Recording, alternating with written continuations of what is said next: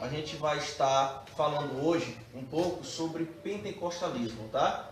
Sobre o movimento pentecostal. Então hoje a gente vai ver o que de fato significa ser pentecostal. Quando eu digo eu sou um pentecostal, o que de fato isso quer dizer? Né? Quais são as características do movimento pentecostal?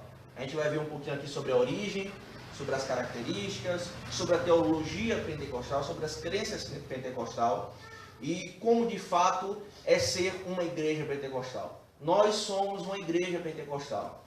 Só que quando a gente fala isso, infelizmente, devido ao pentecostalismo popular, é entendido errado o que é ser pentecostal. De modo que às vezes a gente fica meio receoso de dizer, não, eu sou pentecostal, ou minha igreja é pentecostal, porque a imagem que se tem do pentecostalismo hoje é uma imagem totalmente distorcida do que de fato é ser pentecostal. Então, por isso que eu acredito que é de suma importância um estudo como esse, para que a gente possa compreender. Tá bom? Antes da gente entrar nas características em si, vamos entender um pouquinho aqui, dar uma passada um pouco sobre a origem, a história do movimento pentecostal. O movimento pentecostal, irmãos, ele surgiu no iniciozinho do século XX, tá? Um homem chamado William Seymour, um pastor norte-americano dos Estados Unidos, ele começou a participar de um grupo de estudos de um homem chamado Parham, e nesse estudo ele começou a receber ensinos sobre o batismo no Espírito Santo, sobre dons espirituais, sobre esse revestimento do Espírito Santo. A gente vai falar daqui a pouquinho sobre isso. E ele começou a ser instruído sobre isso, e este ensino, esta doutrina, nasceu uma chama, provocou uma chama em seu coração, de modo que ele começou a pastorear uma igreja em Los Angeles, nos Estados Unidos. Só que como ele começou a pregar isso na igreja também, sobre esse revestimento, essa capacitação do Espírito, esse batismo no Espírito, dons espirituais, ele foi rejeitado e expulso da igreja que ele pastoreava por causa desses ensinos. Os irmãos da igreja não aceitaram e ele foi rejeitado da igreja. Então ele começou a fazer cultos em um lar. Neste lar começou a encher, começou a vir tanta gente, tantas pessoas, que não coube mais na casa. Eles foram para um prédio velho, já abandonado, na rua Azusa, lá em Los Angeles. Daí, não sei se você já ouviu falar sobre o avivamento da rua Azusa. É justamente uma rua lá em Los Angeles que eles alugaram um prédio para fazer os seus cultos. E lá, meu irmão, a partir de 1906, começou a se espalhar em Los Angeles, Estados Unidos e posteriormente no mundo, este movimento pentecostal. Lá nos cultos, lá na rua Azusa, acontecia o batismo do Espírito Santo, pessoas sendo renovadas, pessoas recebendo dons de língua, dons, acontecia também manifestações de dons de cura, dentre outros dons. Havia houve este avivamento na rua Azusa, de modo que se espalhou pelo mundo. Pessoas do mundo inteiro iam até lá, aquele prédio na rua Azusa, para alguns curiosos, alguns com sede de também receber aquele avivamento. Saiu nos jornais sobre este movimento.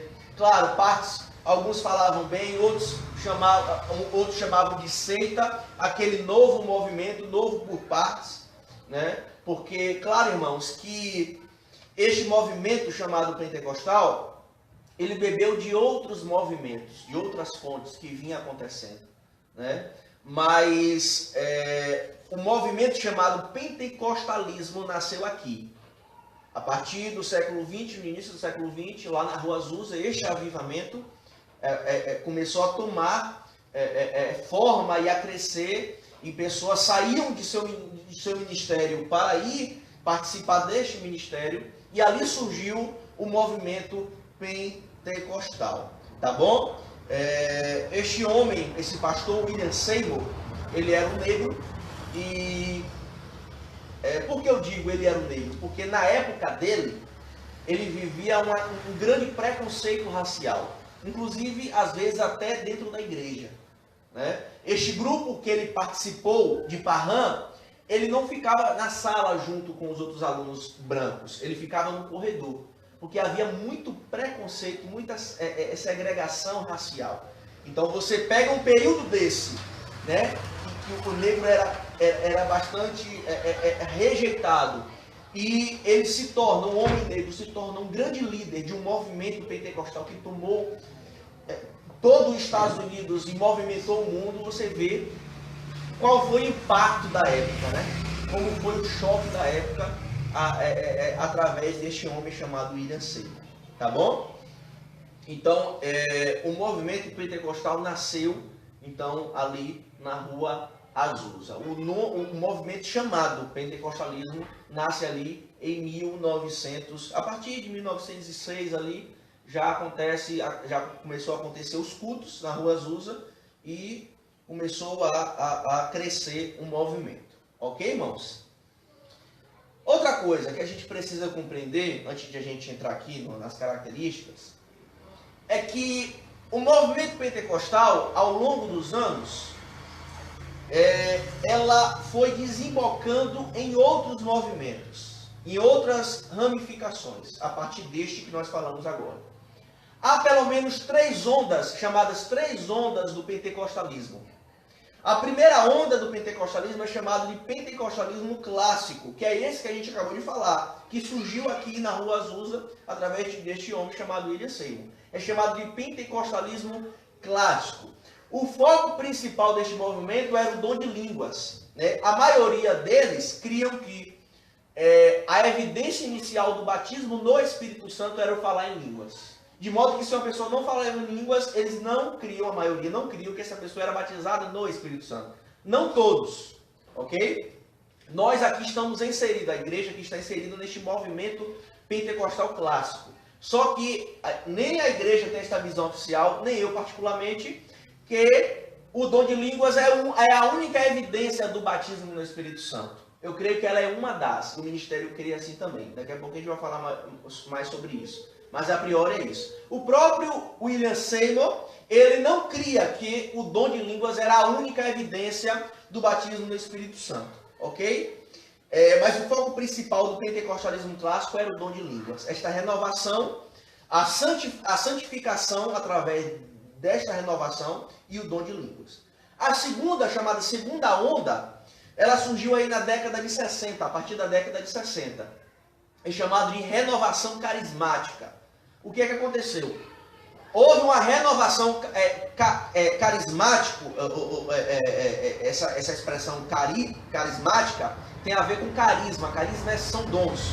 Houve uma renovação carismática em ministérios tradicionais, ou seja, ministérios ministérios como a Igreja Batista, Presbiteriana, que eram ministérios tradicionais. Começou a haver renovação neste ministério, renovação carismática, ou seja, dons espirituais, batismo no Espírito Santo, coisa que as pessoas não criam, estes ministérios não criam que os dons espirituais eram atuais. Eles criam que os dons eram apenas, cessou no primeiro século, era apenas no período dos apóstolos, e começou a haver essa renovação carismática nestes ministérios chamados tradicionais. Tanto que hoje você vê aí, presbiteriana renovada, batista renovada. Então, por que renovada? Porque a batista mesmo, a sua essência, a presbiteriana na sua essência, são ministérios tradicionais, ok? Então, surgiu desses ministérios renovados, ok? A partir da década de 60. Esta segunda onda, este segundo movimento, o foco dela era a cura divina. Também é chamado de movimento de cura divina. Então, o foco principal foi cura divina, ok? A terceira onda, irmãos, surgiu entre as décadas de 70 e 80. É o chamado neopentecostalismo. Neo quer dizer novo, ou seja, novo pentecostalismo. E esse aqui é o mais complicado.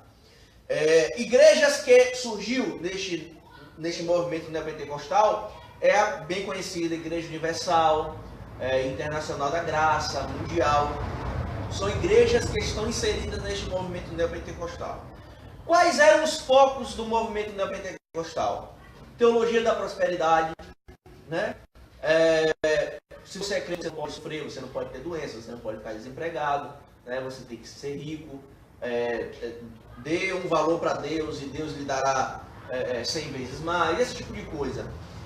Se você está passando por uma situação complicada, ou você está endemoniado, ou você está em pecado, né? Tudo isso aí são ensinos da teologia da prosperidade. Outro foco também no neopentecostalismo são os objetos ungidos. Começou a surgir água ungida, rosa ungida, manto ungido, né?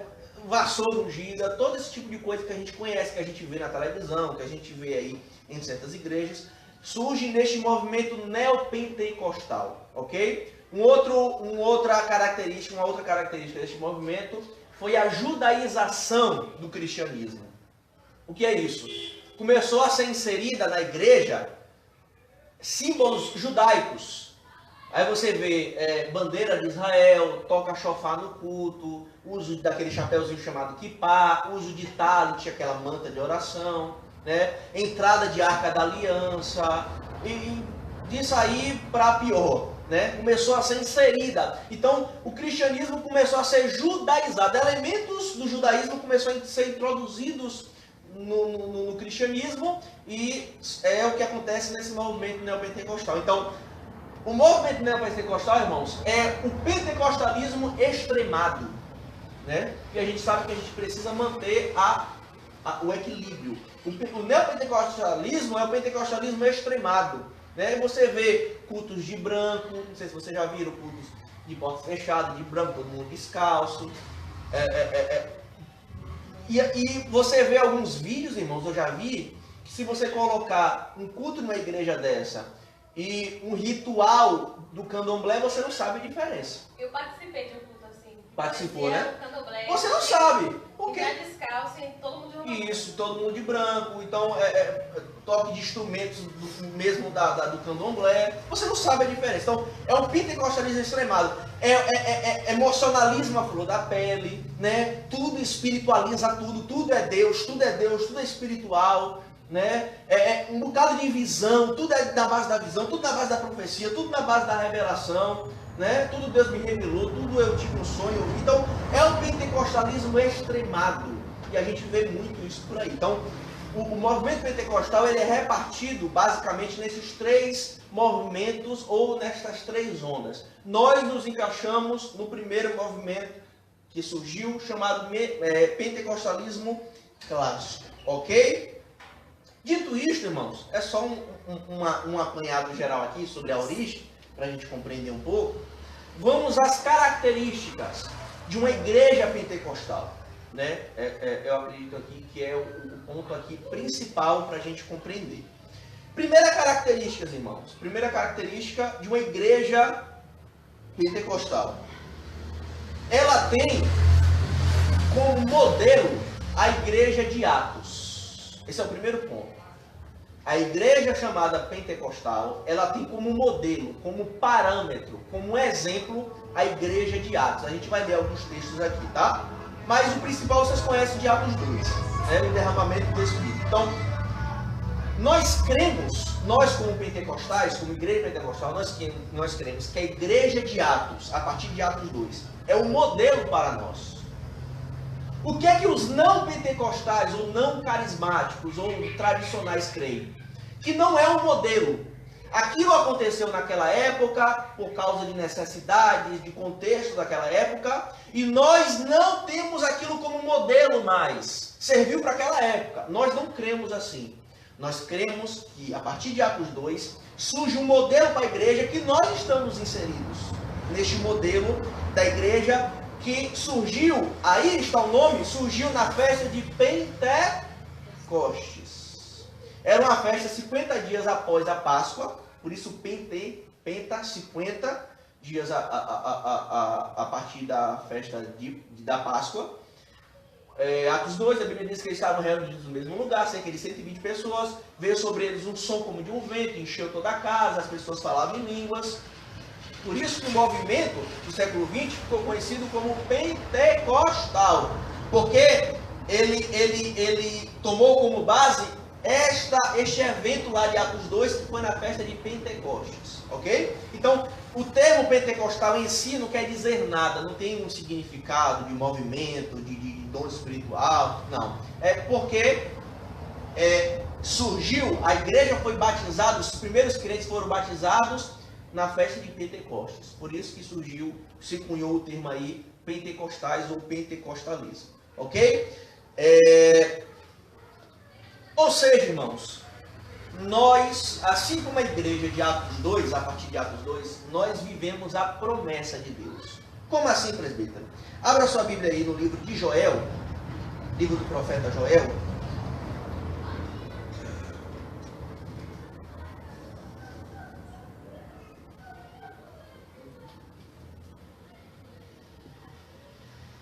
Você vai entrar aí depois dos profetas maiores, Isaías, depois de Jeremias, Lamentações, você vai entrar nos profetas menores, Oséias, aí você vai achar o Joel. Capítulo 2. Vamos ler do 28 ao 32. Joel capítulo 2, verso 28 ao 32, diz assim. Aqui é uma profecia que Deus fala através da boca do profeta Joel, tá? Joel 2, 28. E há de ser que depois derramarei o meu espírito sobre toda a carne, e vossos filhos e vossas filhas profetizarão, os vossos velhos terão sonhos, os vossos jovens terão visões, e também sobre os servos e sobre as servas naqueles dias derramarei o meu espírito, e mostrarei prodígios no céu e na terra, sangue e fogo e colunas de fumaça. O sol se converterá em trevas e a lua em sangue, antes que venha o grande e terrível dia do Senhor. E há de ser que todo aquele que invocar o nome do Senhor será salvo. Porque no monte Sião e em Jerusalém haverá livramento, assim como o Senhor tem dito, e nos restantes que o Senhor chamar. Agora, deixa aberta em Atos 2, porque ali foi a promessa. Foi Deus fazendo a promessa, dizendo, ó, nos últimos dias eu derramarei do meu espírito sobre toda a carne. Né? Alguns profetizarão, outros terão visões, outros terão sonhos.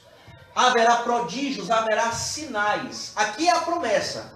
E essa promessa se cumpre em Atos 2.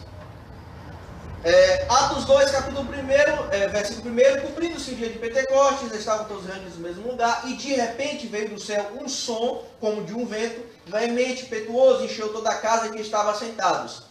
E foram vistas por eles línguas repartidas como que de fogo, as quais pousaram sobre cada um deles. E todos foram cheios do Espírito Santo, e começaram a falar noutras línguas, conforme o Espírito Santo lhes concedia que falassem. Aqui se cumpre a promessa de Joel, do derramamento